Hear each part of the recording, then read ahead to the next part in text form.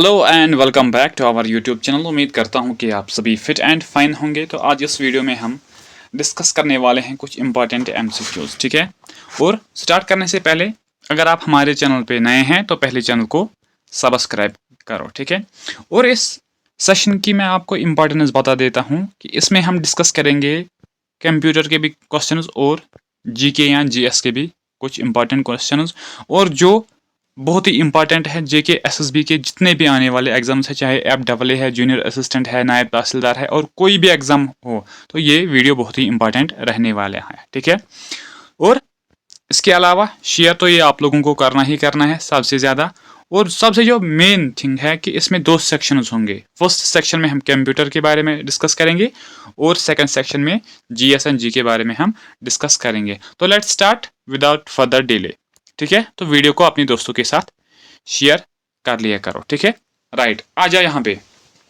पहला क्वेश्चन क्या है? First is which database is used by Microsoft Windows for storing configuration information is known as. देखो कौन सा डेटाबेस यूज किया जाता है माइक्रोसॉफ्ट के द्वारा, ठीक है, फॉर स्टोरिंग कॉन्फ़िगरेशन इंफॉर्मेशन, और जिसमें वो स्टोर कर रहा है क्या? Configuration information. और इस डेटाबेस को हम क्या कहते हैं? That is the registry. तो आंसर क्या होगा? ऑप्शन फर्स्ट हमारा आंसर होगा। तो अब यहाँ पे ये जो पॉइंट्स है इनको भी हम यहाँ पे देखेंगे। देखो ये जो माइक्रोसॉफ्ट विंडोज है ये एक ग्राफिकल ऑपरेटिंग सिस्टम है, ठीक है, और जिसको डेवलप किया था माइक्रोसॉफ्ट ने। और माइक्रोसॉफ्ट ये एक कंपनी है, ठीक है। क्या है?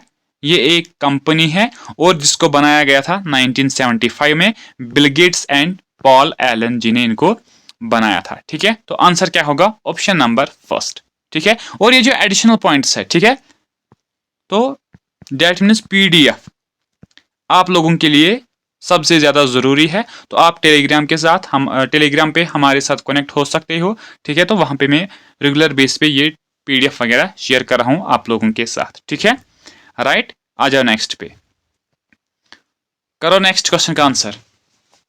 नेक्स्ट क्या है? Next is second generation of computers can be characterised largely by their use of. Second generation of computer जो स्टार्ट हुई थी 1956 से 1963, उसमें से कौन सी टेक्नोलॉजी यूज की गई थी? बताओ, करो आंसर इस क्वेश्चन का। कौन सी टेक्नोलॉजी इसमें यूज की गई थी? बताओ। तो अगर हम फर्स्ट जनरेशन की बात करेंगे यहाँ पे, तो फर्स्ट जनरेशन में वैक्यूम ट्यूब्स का यूज किया गया था, ठीक है। और 1940 से 1956 तक ये जनरेशन चली थी। सेकंड जनरेशन में ट्रांजिस्टर्स हमने यूज किए थे, तो जनरेशन इज 1956 टू 1963, ठीक है। और थर्ड जनरेशन जो है उसमें हमने आईसी इंटीग्रेटेड सर्किट चिप्स हमने यूज किए थे 1963 से 1973 तक ये जनरेशन है। कुछ बुक्स में थोड़ा सा डेट वेरी हो जाता है, ठीक है। और फोर्थ जनरेशन में हमने माइक्रो प्रोसेसर्स का यूज़ किया है, और जो जनरेशन स्टार्ट हुई थी 1971 से, और अभी भी वो जनरेशन चल रही है। और फिफ्थ जनरेशन की अगर हम बात करेंगे, इसमें हम क्या माइक्रो प्रोसेसर्स के साथ साथ एआई का भी यूज़ कर रहा है, जो अभी प्रेजेंट में भी है और आगे भी बहुत चलेगा। तो now the question is second generation में। सेकंड जनरेशन में हमने क्या यूज किया था? That is the transistors, integrated circuit, that is the IC chips. IC chips जिनको हम सिलिकॉन चिप्स भी कहते थे, सिलिकॉन चिप्स जो सिलिकॉन की बनी हुई थी, ठीक है। तो टोटल जनरेशन है 5 जनरेशन, ठीक है। तो आंसर क्या होगा? Option number 4 will be the correct answer, ठीक है। आ जाओ नेक्स्ट पे, करो नेक्स्ट क्वेश्चन का आंसर। देखो क्या है next. Next is in computing world DIDAS is a network security system that monitors and controls incoming and outgoing network traffic based on pre determined security rules. तो वो कौन सा कंप्यूटर वर्ल्ड में वो कौन सा एक नेटवर्क सिक्योरिटी सिस्टम है, ठीक है, जो क्या कर रहा है? एक तो मॉनिटर कर रहा है और कंट्रोल कर रहा है किसको? जितने भी incoming and outgoing network traffic है उसको रेगुलेट कर रहा है, इसको मॉनिटर कर रहा है, ठीक है। इनमें से कौन सा एक वो नेटवर्क सिस्टम है? तो that is the firewall. Option number 4 क्या हमारा करेक्ट आंसर हो जाएगा। और ये जो फायरवॉल है इसकी कुछ इंपॉर्टेंट फंक्शंस है जो आपको एग्जाम के लिए बहुत ही इंपॉर्टेंट है आप लोगों के लिए, ठीक है। आज ये क्लास लेकर सेकंड थर्ड जितने भी क्लास आएंगे तो ये पॉइंट्स आपको इसी तरह देखने को मिलेंगे, क्योंकि आप क्या कर रहे हो फिर आप ये जो एडिशनल पॉइंट्स अपने नोट्स में ऐड नहीं कर रहे हो, लेकिन जब आप ये पीपीटी या पीडीएफ आप लोगे तो ये पॉइंट्स आपको इनके साथ देखने को मिलेगी, जो आप लोगों के लिए बहुत ही इंपॉर्टेंट रहने वाला है। ठीक है, तो अगर हम फंक्शन की यहाँ पे बात करेंगे फायरवॉल की, एक तो ये मॉनिटर कर रहा है एंड फिल्टर कर रहा है, डेट मीन्स ये इंस्पेक्ट कर रहा है जितने भी क्या इनकमिंग या आउटगोइंग नेटवर्क ट्रैफिक है, तो ये इसको क्या कर रहा है, ये इसको मॉनिटर कर रहा है। लेकिन इसके प्री डिटरमाइंड सिक्योरिटी रूल्स और इसके अपने ऑलरेडी एग्जिस्टिंग रूल्स होते हैं, अपना एक तरीका होता है जो फिक्स है। ठीक है, राइट, ब्लॉकिंग एंड अलोविंग, और ये क्या कर रहा है, जितनी भी हार्मफुल नेटवर्क आ रही है, हार्मफुल चीजें एंटर हो रही है किसमें, हमारे फोन्स में, हमारे कंप्यूटर्स में, तो उनको ये ब्लॉक कर रहा है, और जो राइट थिंग है उनको ये अलो कर रहा है। ठीक है, सर्विंग एज ए बैरियर, ये बैरियर सर्व कर देता है बिटवीन जो हमारी प्राइवेट कुछ नेटवर्क्स है, ठीक है, और ट्रस्टेड नेटवर्क के बीच में ये एक बैरियर है। सपोज प्राइवेट कोई फ्रॉड लिंक एंटर हो गई हमारे कंप्यूटर में, तो ये फायरवॉल जो है ये क्या प्रोटेक्ट कर रहा है उस फ्रॉड से हमें। ठीक है, तो डेट मीन्स एक कंप्यूटर सिस्टम में ये फायरवॉल बहुत ही इंपॉर्टेंट है। ठीक है, तो ये चीजें आप याद रखो। ठीक है, राइट, चलते हैं आगे, आ जाओ नेक्स्ट क्वेश्चन पे, करो नेक्स्ट क्वेश्चन का answer. Next is in field of computing what does the VRML stands for, VRML का फुल फॉर्म क्या है, बताओ बताओ क्या है, that is the virtual reality markup language. तो ऑप्शन नंबर फर्स्ट क्या हमारा करेक्ट आंसर हो जाएगा। ठीक है, आ जाओ नेक्स्ट पे, next is what does VGA stands for in computer world, VGA इसका फुल फॉर्म क्या है, बताओ, विजुअल ग्राफिक्स एरे क्या ये है, वीडियो ग्राफिक्स एरे ये है, वीडियो ग्राफिक्स ऑडियो या video graphics audio, visual graphics audio, बताओ क्या है, that is the video graphics array. तो ऑप्शन नंबर सेकंड हमारा क्या करेक्ट आंसर हो जाएगा। ठीक है, राइट, आ जाओ नेक्स्ट पे, नेक्स्ट क्या है, नेक्स्ट इज द F7 की is commonly used in Microsoft programmers such as Microsoft Word और माइक्रोसॉफ्ट आउटलुक। देखो ये जो फंक्शन कीज है F7 ये एक फंक्शन की है, और हमारे पास जो टोटल फंक्शन कीज है वो 12 है, फ्रॉम F1 टू F12, और ये जितनी जो ये फंक्शन कीज है इनको डिफरेंट डिफरेंट सॉफ्टवेयर में डिफरेंट डिफरेंट क्या वर्क इनकी है। ठीक है, लेकिन नाउ हियर क्वेश्चन इज कि माइक्रोसॉफ्ट वर्ड और माइक्रोसॉफ्ट आउटलुक में F7 जो फंक्शन की है इसकी क्या फंक्शन क्या है, इसका काम क्या है, कौन सी टास्क परफॉर्म कर देती है, बताओ, that is the checking spelling and grammar. तो ऑप्शन नंबर सेकंड हमारा करेक्ट आंसर हो जाएगा। तो F1 से क्या होता है, ओपनिंग हेल्प ये होता है इसके साथ। ठीक है, that means the option number second will be the correct answer. ठीक है, राइट, F1 टू F2 ये कितने हैं, ये हमारे 12 फंक्शन कीज है जो परफॉर्म कर रहे हैं different functions in different softwares. ठीक है, इनकी कोई स्पेसिफिक फंक्शन नहीं है। ठीक है, राइट, आ जाओ नेक्स्ट पे, नेक्स्ट क्या है, नेक्स्ट इज विच फंक्शन की displays the print preview window in Microsoft office. आप माइक्रोसॉफ्ट ऑफिस में क्या कर रहे हो, आप उस पर वर्क कर रहे हो, अब आपको प्रिंट करना है कोई चीज, लेकिन प्रिंट करने से पहले आप प्रिंट प्रीव्यू वहां पे एक ऑप्शन आता है। ठीक है, तो उसके लिए कौन सी फंक्शन की यूज की जाती है, तो उसके साथ क्या है फंक्शन की along with control, that means control plus F2 क्या प्रिंट प्रीव्यू का ये जो विंडो है ये ओपन हो जाता है। That is the option number 3 will be the correct answer. तो Alt प्लस F4 ये जो है ये क्लोज कर रहा है जो करंटली एक्टिव प्रोग्राम या विंडो होती है, ये इसको सपोज कि हम किसी चीज पे काम कर रहे हैं। ठीक है, तो अगर हम प्रेस करेंगे Alt प्लस F4 तो वो करंटली जिस पे हम काम कर रहे हैं वो क्या होगा, वो क्लोज हो जाएगा। ठीक है, राइट, शिफ्ट प्लस F2 क्या है, अगर हम माइक्रोसॉफ्ट वर्ड की बात करेंगे तो वहां पे क्या होता है, कॉपी कर देता है सिलेक्ट कंटेंट। सपोज हम माइक्रोसॉफ्ट वर्ड में क्या काम कर रहे हैं, हमने किसी पर्टिकुलर पैरा को क्या यहाँ पे सिलेक्ट किया है, फिर हमने शिफ्ट प्लस F2 को प्रेस किया है, दैट मीन्स वो जो हमने ये कॉपी किया था या सिलेक्ट किया था तो ये अब कॉपी हो जाएगा, और जहां पे हम इसको लेना चाहोगे तो वहां पे ये हम इसको ले जा सकते हैं by pressing the shift plus F2। ठीक है, राइट, तो आंसर क्या होगा, option number 3 will be the correct answer. ठीक है, आ जाओ नेक्स्ट पे, नेक्स्ट क्या है, next is consider the following statements about fundamental rights in India. Fundamental rights कितने हैं हमारे? 6 फंडामेंटल राइट्स है, पहले 7 थे लेकिन एक को फिर अबॉलिश किया गया था, उसको एक कॉन्स्टिट्यूशनल राइट अब कहा गया है, लेकिन अभी करंटली हमारे पास 6 है। उनके बारे में कुछ स्टेटमेंट्स है, ठीक है, तो उनको पहले देखेंगे। Fundamental rights are justiciable and enforceable by courts. ये जो फंडामेंटल राइट्स ये जुडिशियबल है, ये मैं आपको समझाऊंगा, एंड एनफोर्सेबल दैट मीन्स अगर कोई बंदा इन फंडामेंटल राइट्स को इम्प्लीमेंट नहीं कर रहा है तो उसके खिलाफ हम कोर्ट में जा सकते हैं, ठीक है, कोर्ट इनको इम्प्लीमेंट करा सकता है। एज कम्पेयर टू डीपीएसपी जो है वो जुडिशियबल एंड एनफोर्सेबल नहीं है, तो ये स्टेटमेंट हमारा सही है, ठीक है। सेकंड पे आते हैं, the parliament can amend fundamental rights under article 368। देखो फंडामेंटल राइट्स जो हमारे बेसिक राइट्स है, ठीक है, और उनको अमेंडमेंट किया जाता है, पार्लियामेंट इनको अमेंडमेंट किया कर सकता है, लेकिन जो आर्टिकल 368 है वो डील करता है अमेंडमेंट के साथ। डेट मीन्स ये स्टेटमेंट भी सही है, हम इनको क्या अमेंड कर सकते हैं। अच्छा आप मुझे बताओ कि ये अमेंड करना, ये प्रिंसिपल हमने किस कॉन्स्टिट्यूशन से लाया था? साउथ अफ्रीका से, राइट, साउथ अफ्रीका की कॉन्स्टिट्यूशन से हमने ये प्रिंसिपल को लाया था। नेक्स्ट क्या है, fundamental rights are available only to citizens and not to the foreigners in all cases. देखो ये स्टेटमेंट गलत है, ये स्टेटमेंट गलत है। देखो क्या है, right to equality before law, चाहे वो इंडिया का कोई बंदा हो या और कोई हो, तो इसके लिए ये सेम है, ठीक है। और इसके अलावा जो राइट टू प्राइवेसी है, राइट टू लाइफ है, वो इम्प्लीमेंट फॉरेनर के साथ भी होता है और इंडिया लोगों के साथ भी होता है। डेट मीन्स ये स्टेटमेंट हमारा गलत है, ठीक है। तो आंसर क्या होगा, हमें क्या बताना है, करेक्ट कौन सा है? Correct is 1 and 2, 1 and 2 will be the correct answer. अब ये जो फंडामेंटल राइट्स है हमने इनको लाया था यूएसए से, हमने इनको लाया था यूएसए से, और वहां पे इनको कहा जाता था बिल ऑफ राइट्स।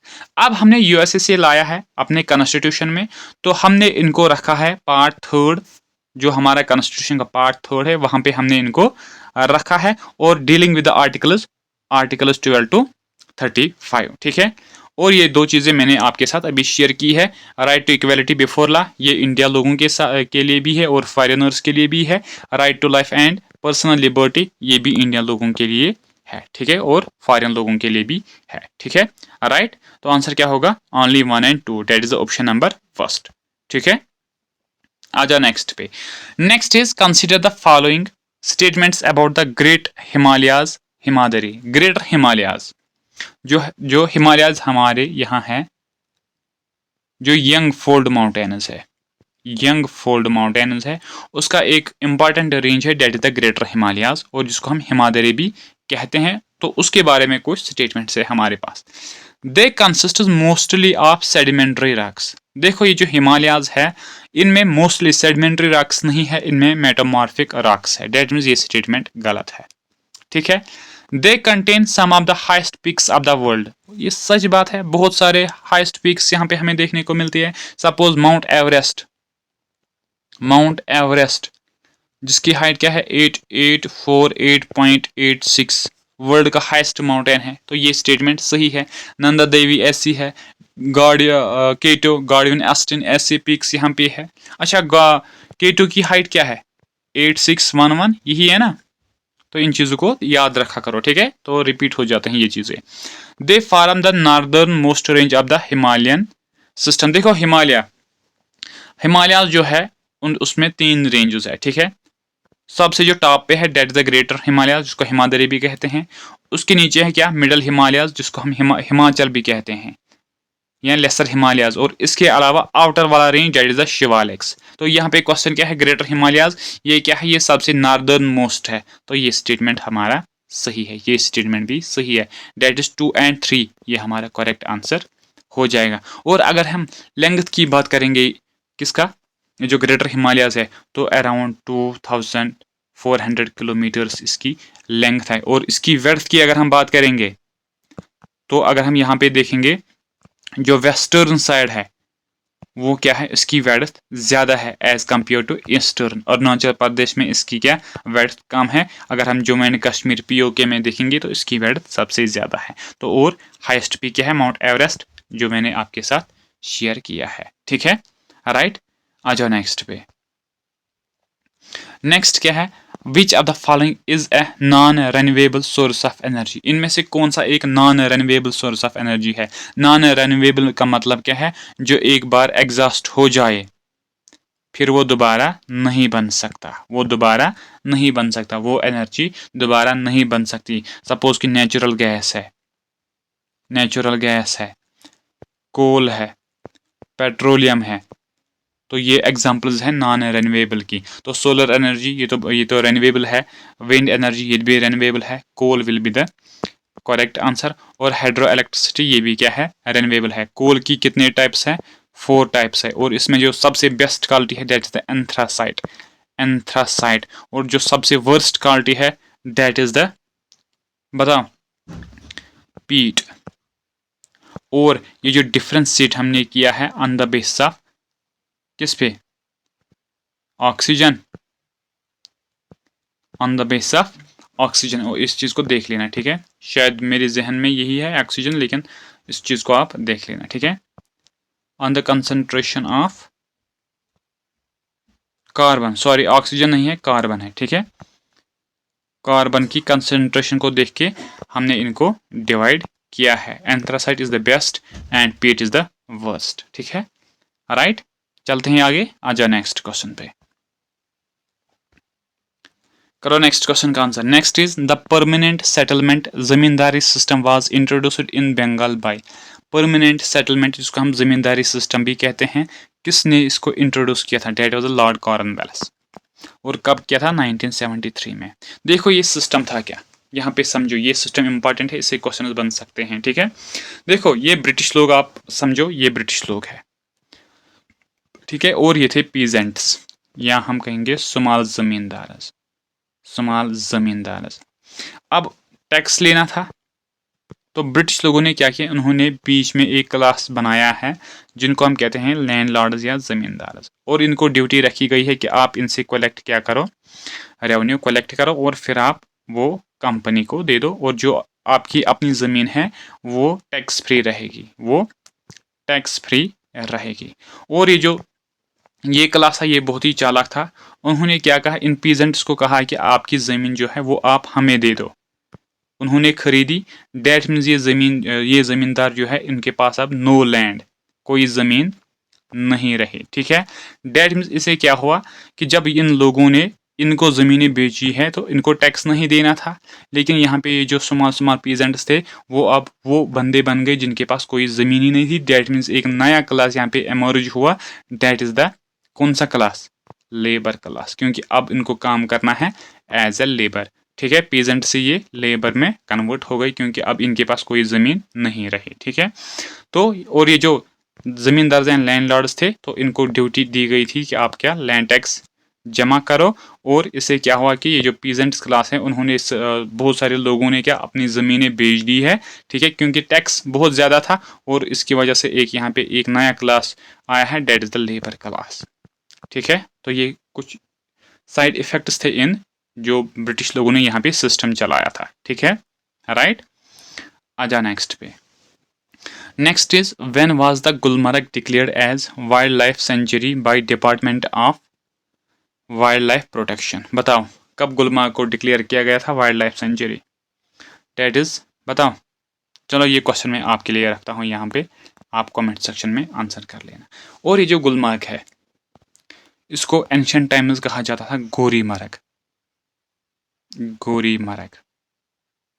और गुलमर्ग के साथ सोनमर्ग इनको हॉलीडे रिजॉर्ट बनाया था यूसुफ शाह चक ने, जो एक रूलर था चक डायनास्टी का, जिसको अकबर बुलाता है वहाँ पे, कहाँ, फिर इसको वहाँ पे जेल में बंद किया जाता था। और उसके बाद यहाँ पे 1586 में क्या रोल आता है, मगा रोल यहाँ पे इंट्रोड्यूस हो जाता है, ठीक है, राइट। गुलमर्ग का मतलब क्या है, meadow of flowers, and Sonmarg का मतलब क्या है, मीडो ऑफ गोल्ड, ठीक है, राइट। तो इसका आंसर आप कमेंट सेक्शन में देना है आपको, ये आपके लिए होमवर्क रहेगा, ठीक है, राइट। आ जाओ नेक्स्ट पे, क्या है नेक्स्ट क्वेश्चन, करो नेक्स्ट क्वेश्चन का answer. Next is with reference to Ganga river system consider the following statements. Ganga river system के बारे में कुछ स्टेटमेंट्स हैं, उनको हम देखेंगे।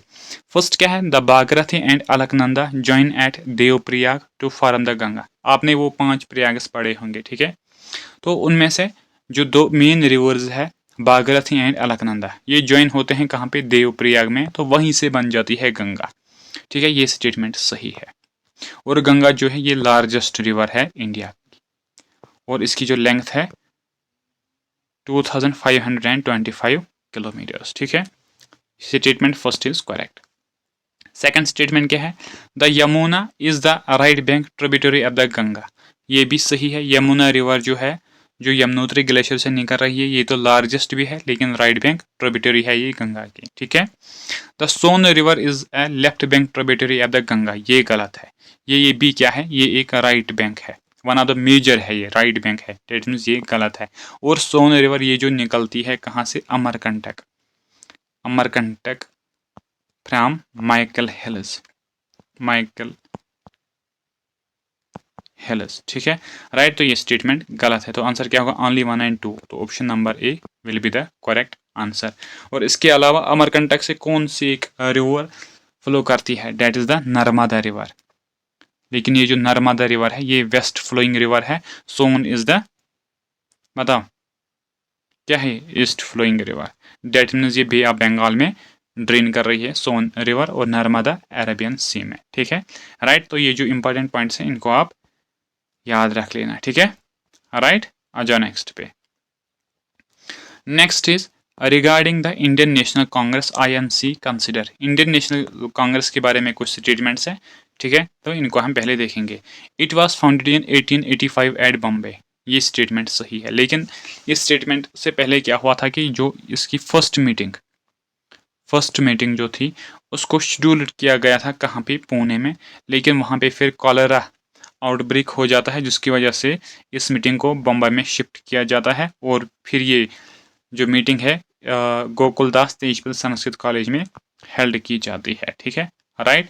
और उस टाइम पे फर्स्ट प्रेसिडेंट, ये क्वेश्चन पूछा जाता है, first that was the Womesh Chandra Banerjee, ठीक है। तो ये इट इज फर्स्ट सेशन, ये स्टेटमेंट भी हमारा सही होगा। A.O. Hume was one of its founders, ये स्टेटमेंट भी सही है। और A.O. Hume was the general secretary.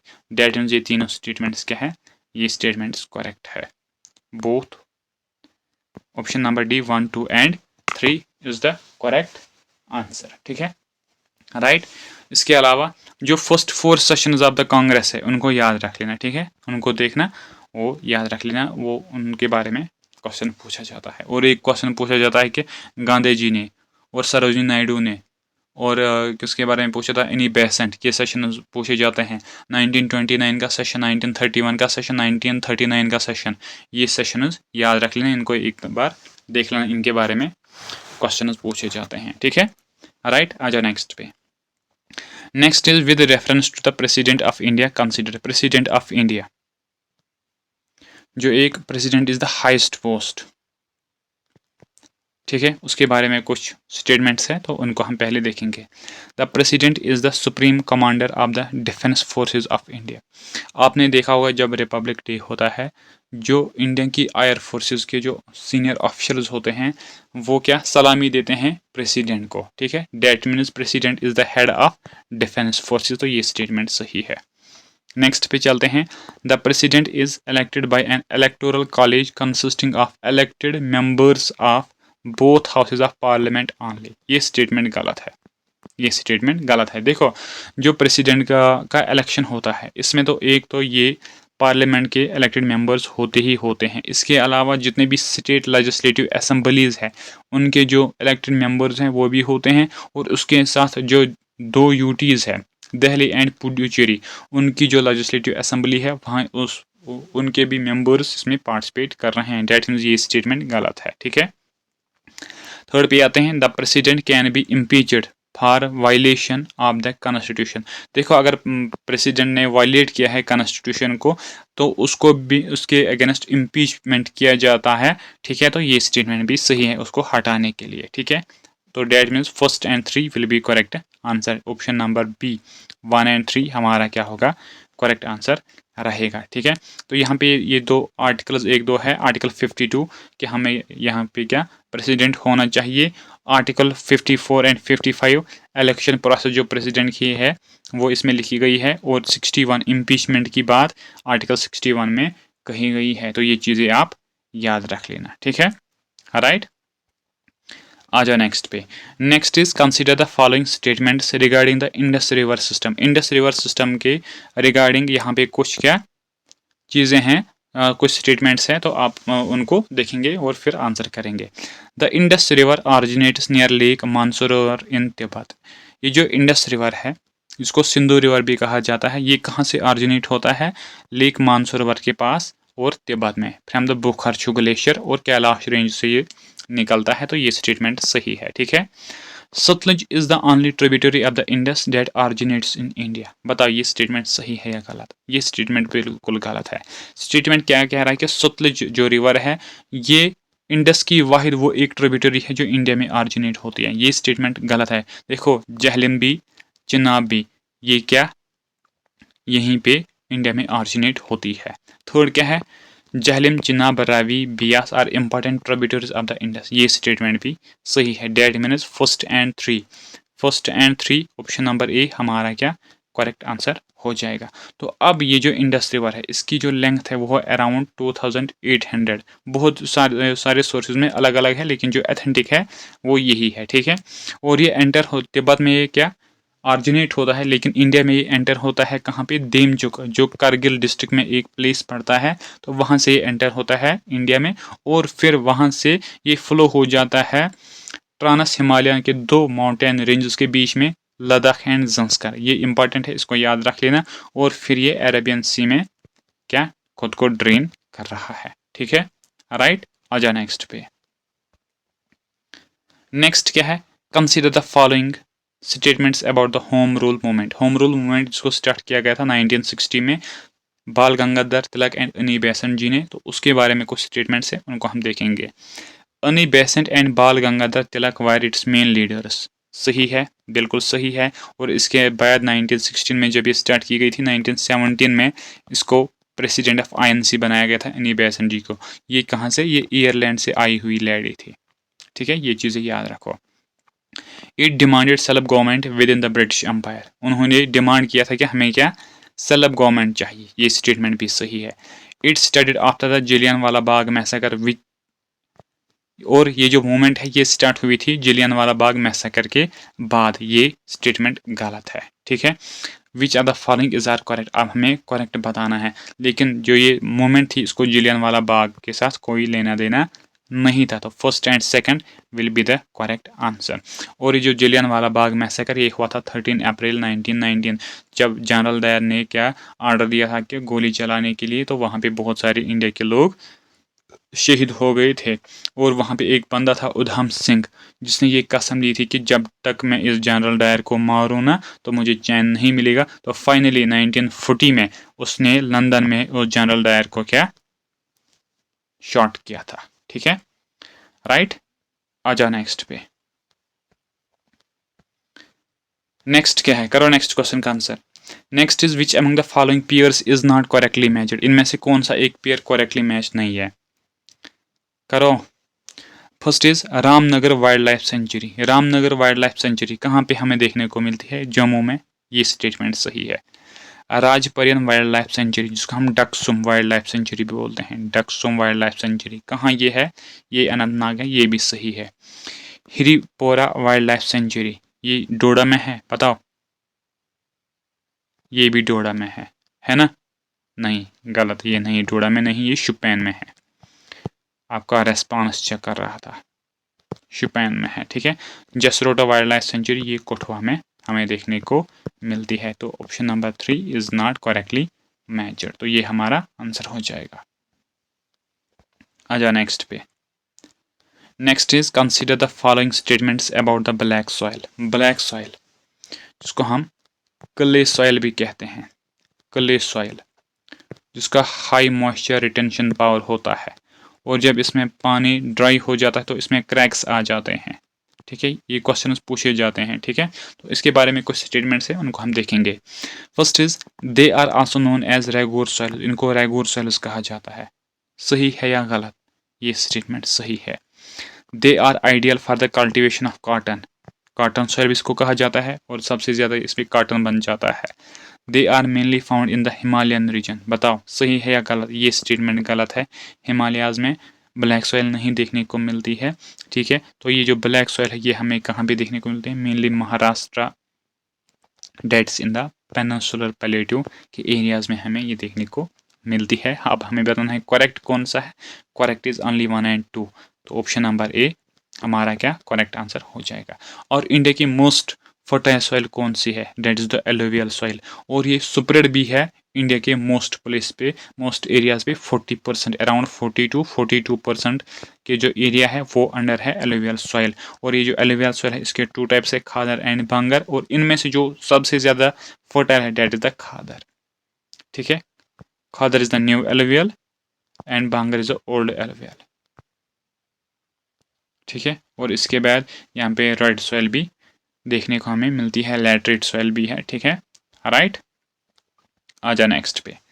Next is regarding the supreme court of India consider, supreme court of India के बारे में कुछ स्टेटमेंट्स हैं। ठीक है, उनको देखेंगे फिर आंसर करेंगे। It is the guardian of the constitution, ये स्टेटमेंट सही है। Supreme court is the guardian of the constitution. ठीक है, ये सही है। It has original appellate and advisory jurisdiction, ये स्टेटमेंट भी सही है। ठीक है, ये पावर्स है किसके? सुप्रीम कोर्ट के। ओरिजिनल जुरिस्डिक्शन भी है, एप्लीट जुरिस्डिक्शन भी है, और एडवाइजरी जुरिस्डिक्शन भी है। ठीक है, the chief justice of India is appointed by the president, ये स्टेटमेंट भी सही है। डेट मीन्स ये तीनों स्टेटमेंट्स सही है। 1, 2 एंड 3, ऑप्शन नंबर डी। तो अगर हम यहाँ पे बात करेंगे इंडिया में कोर्ट की अगर हम हिस्ट्री यहाँ पे देखेंगे तो 1973 में रेगुलेटिंग एक्ट आता है, तो इसी के अंडर फर्स्ट टाइम कलकत्ता में कोर्ट एस्टैब्लिश किया जाता है, जिसको हम फेडरल कोर्ट ऑफ इंडिया के नाम से जानते हैं। ठीक है, और इसकी एस्टैब्लिशमेंट 1774 में हो जाती है कलकत्ता में, और इसका जो CGI था डेट ऑफ द लॉर्ड इम्बे, और इसके साथ 2 अदर जजेस थे। ठीक है, तो ये चीज़ें इंपॉर्टेंट है, इनको याद रख लेना। ठीक है, राइट। आ जाओ नेक्स्ट पे। Next is with reference to the tropical evergreen forests in India consider the following statements. Tropical evergreen forests, याद रख लेना एवरग्रीन फॉरेस्ट्स। ठीक है, तो उनके बारे में कुछ स्टेटमेंट्स है। फर्स्ट क्या है? They are found mainly in the areas of very high rainfall. देखो ये जो ट्रॉपिकल एवरग्रीन फॉरेस्ट्स है ये हमें इन प्लेसेस में देखने को मिलती हैं जहाँ पे क्या रेनफॉल सबसे ज़्यादा होता है, ये स्टेटमेंट सही है। They have a large number of tree species with no definite shedding period. देखो एक होते हैं यहाँ पे डेसिडियस फॉरेस्ट्स, और उनकी जो प्लांट स्पीशीज होती है वो क्या करते हैं? दे शेड देयर लीव्स, उनके लीव्स जो है वो गिर जाते हैं। लेकिन जो ट्रॉपिकल एवरग्रीन फॉरेस्ट्स है उनके जो ट्री स्पीशीज है वो क्या शेड नहीं करते हैं अपने लीव्स को। ठीक है, ये स्टेटमेंट भी सही है। फर्स्ट भी सही है, सेकंड भी सही है। They dominate the vegetation of the Thar desert, Thar desert में ये हमें देखने को नहीं मिलते हैं, वहाँ पे हमें क्या थॉर्नी फॉरेस्ट देखने को मिलते हैं। ठीक है, राइट, ये स्टेटमेंट गलत है। तो आंसर क्या होगा? First 1 and 2 will be the correct answer. ठीक है, राइट। आ जाओ नेक्स्ट पे। नेक्स्ट क्या है? Next is consider the following about the CDM, civil disobedience movement. कुछ स्टेटमेंट्स हैं रिगार्डिंग द CDM, जिसको हम कहते हैं डांडी मार्च भी। डांडी मार्च जो गांधी जी ने किया था 240 माइल का मार्च, कहाँ से? साबरमती आश्रम से डांडी तक, और ये शुरू हुआ था 1930 में, ये स्टेटमेंट सही है। It involve the refusal to pay taxes and violation of salt laws, इसी के लिए इसको स्टार्ट किया गया था कि हमें साल्ट पे टैक्स नहीं देंगे और हमें क्या ये लॉज मिलने चाहिए, हम खुद साल्ट बनाना चाहिए। तो ये भी सही है, ये भी सही है। It do not include participation of women, ये स्टेटमेंट गलत है क्योंकि इसमें पार्टिसिपेशन ऑफ वुमेन भी हमें देखने को मिलती थी, मेनली सरोजनी नायडू। आपने अगर ये इमेज देखी होगी तो गांधी जी के साथ एक लेडी थी, डेट इज सरोजनी नायडू, जिसको हम कहते हैं Nightingale of India. Date means first and second is the correct, first and second, A will be the correct answer. ठीक है, राइट।